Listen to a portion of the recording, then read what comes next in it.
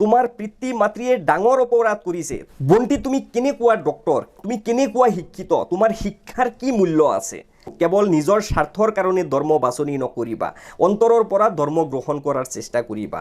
कि मैंने हिंदू धर्म अपना लिया जिसकी वजह से मुझे मारना चाहते हैं मेरे फैमिली के बहुत सारे लोग। নমস্কাৰ বন্তি আকলিমা, হিন্দু ধৰ্মলৈ তোমাক স্বাগতম জনাইছোঁ। তোমাৰ ইংলিছ কথাবিলাক কোৱাৰ ষ্টাইল মোৰ খুবেই ভাল লাগিছে, আই লাইক ইট।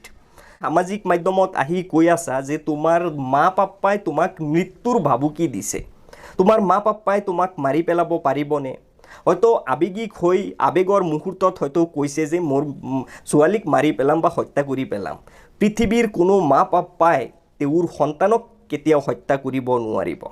আজি তুমি তোমাৰ মা পাপ্পাৰ লগত যেনেকৈ বিশ্বাসঘাতকতা কৰিলা, তোমাৰ দৰে ছোৱালী যদি, তোমাৰ দৰে ডক্টৰ ছোৱালী যদি আমাৰ অসমৰ প্ৰতি ঘৰে ঘৰেই থাকে, তথাপিও চেলেঞ্জ দি ক'ব পাৰিম মানৱ জাতিৰ কোনো উন্নতি নহ'ব, মানৱ সমাজ কেতিয়াও আগবাঢ়ি যাব নোৱাৰিব।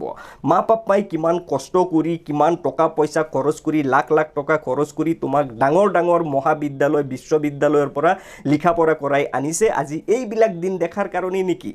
যি সন্তানে নিজৰ পিতৃ মাতৃক কষ্ট দি, নিজৰ পিতৃ মাতৃৰ লগত প্ৰতাৰণা কৰি সুখত থাকিব বিচাৰে, সেই সন্তানে যদি গোটেই পৃথিৱীখনো পাই যায়, তথাপিও তেওঁ প্ৰকৃত যিটো আত্মাৰ শান্তি, সেই শান্তি কেতিয়াও নাপাব।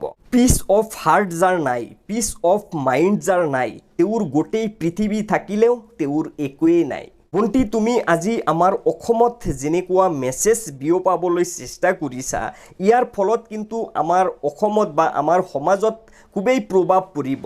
আজি যিসকল গাৰ্জেনে তেওঁলোকৰ ল'ৰা ছোৱালীক ডক্টৰ ইঞ্জিনিয়াৰ বনাবলৈ সপোন দেখি আছে, সেইসকল গাৰ্জেনৰ মনত অলপ হ'লেও ডাউট হ'ব যে আমাৰ ল'ৰা বা আমাৰ ছোৱালীকো যদি আমি ডক্টৰ ইঞ্জিনিয়াৰ ডাঙৰ ডাঙৰ মহাবিদ্যালয়ৰ পৰা পঢ়াই লৈ আহোঁ, পৰৱৰ্তী সময়ত যদি আমাৰ ল'ৰা ছোৱালীও আমাৰ লগত এনেকুৱা প্ৰতাৰণা কৰে, তেতিয়াহ'লে কি হ'ব? সকলো গাৰ্জেনৰ মনত আজি ভয় সোমাই গৈছে। বন্তি তুমি কেনেকুৱা ডক্টৰ, তুমি কেনেকুৱা শিক্ষিত, তোমাৰ শিক্ষাৰ কি মূল্য আছে?